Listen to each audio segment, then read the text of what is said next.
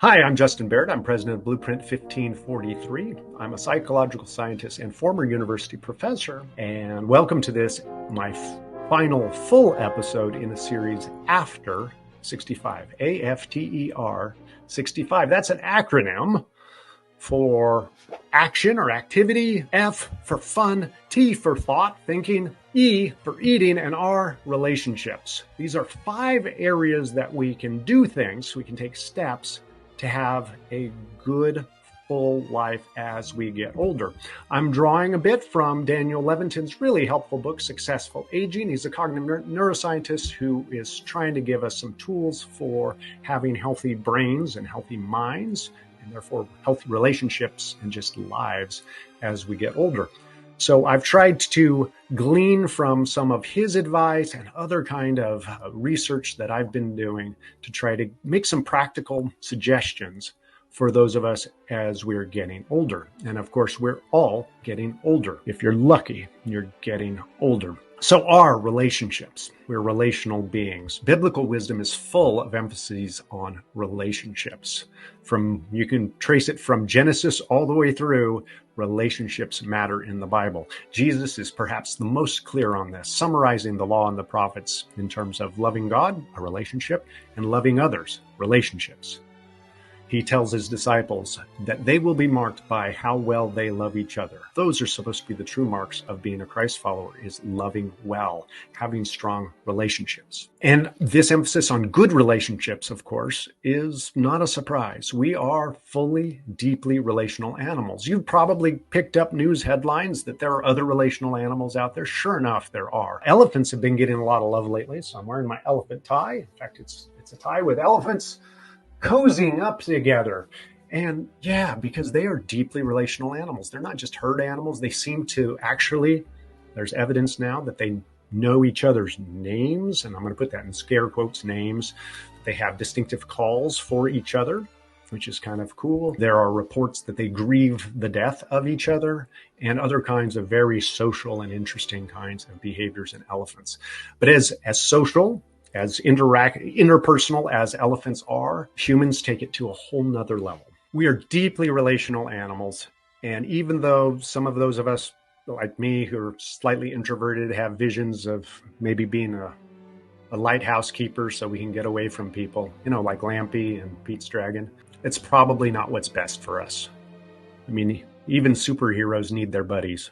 Okay, humans have and maintain, as I've mentioned in my social networks episode, roughly 150 personal relationships, some of those much more deep, much more meaningful and intimate than others, plus or minus about 50 in your social network, but you probably have about 150 honest to goodness personal relationships. And that is a lot more than we see in any other species in terms of those personal relationships. In fact, it's thought that our big old brains are big in part to manage and develop our social relationships. They really are to love each other well. That's why we've got these big old brains. At least that's one leading hypothesis called the social brain hypothesis. And so it shouldn't be a surprise to us that aging well and having a good long life is connected to having good relationships as we get older. Some recent meta-analyses, for instance, have suggested that the lack of those good relationships, which you might call loneliness and isolation, is associated with a substantive increase of risk in heart disease, stroke, and dementia in older adults. And not just little marginal increases in risk, but pretty substantial ones. Lack of social connection is also associated with earlier death. In fact, it increases your risk of what unfortunately is sometimes called premature death by about 60%. So having relationships really matters. And in fact, recent meta-analysis author suggested that the loneliness epidemic that we've been seeing over the last few years, more and more people report feeling lonely, feeling isolated, not feeling well socially connected. That loneliness epidemic is estimated by some researchers who have been studying these as being twice as harmful to our health, psychological and physical health, as obesity. And we know obesity is bad for us too. Loneliness is a serious problem. And of course, one of the problems with aging is that as our mobility becomes more reduced, And as our friend group, frankly, start dying, we can have a shrinking social network. And that can lead to this isolation and loneliness. And that's something we really have to work against as we get older. Relationships really matter. Okay, so I don't think I need to belabor that point very much. So I just want to make a few suggestions about how to think about these relationships as we're getting older. If you've watched my episode on how to measure your social relationships, I encourage you to do that. Measure your social network size. How big is it? What are those rings of intimacy inside of it? And use that as a guide to start encouraging and cultivating those relationships. As we're getting older, we sometimes need to become more intentional about keeping our social network nice and full, and especially investing in those roughly 15 people who are closest to us. How do we keep investing in them? Is it just, sending text messages or picking up the phone and calling? Or are we getting together with those people more regularly and deliberately? Keep your social network strong. As you lose people to, oftentimes to death, the people that you've had in your life for decades, you need to find replacements. And that leads to the second kind of point is you need to find ways, we all need to find ways to meet new people and develop new relationships. And it's tough. In some ways, we're not psychologically well-tuned for just walking up and meeting strangers and new folks. So we have to be kind of deliberate and intentional about it. Fortunately, there are lots of ways to do it. I'm encouraged by, for instance, some of the elderly people that I'm interacting with, thanks to my wife's line dancing classes. I get to meet some of her students, many of whom start taking line dance classes after they've become widows, for instance. And then they make friends with each other. And now they've got friends these other widows who have a common activity, and they get to know each other and they start doing things outside of class and so forth. And that's one way to build these relationships.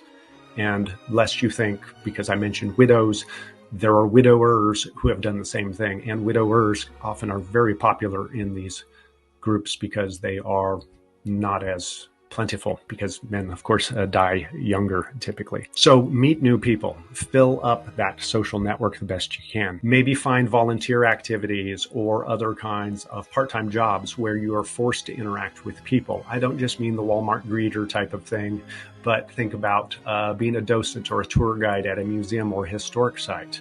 Often, some of the best tour guides, for instance, I've seen are at historic sites that maybe have military significance, and they're staffed by retired military men who bring personal experience and stories and wisdom to those interactions, but they get to meet new people and interact with new people all the time. So those are some possibilities as well. Of course, churches are a great way to meet people and interact with new people. And importantly, in addition to meeting new people and cultivating new relationships, it can be really valuable, especially to cultivate relationships of various ages. So it's one of the unfortunate strategies that a lot of people take when they start getting older is, I don't want those darn kids on my lawn anymore, so I'm going to retreat to one of these 55 and older retirement type communities. And, when it's assisted living and so forth, totally understandable, but work hard to keep intergenerational relationships in your life. People of different ages have different experiences, different perspectives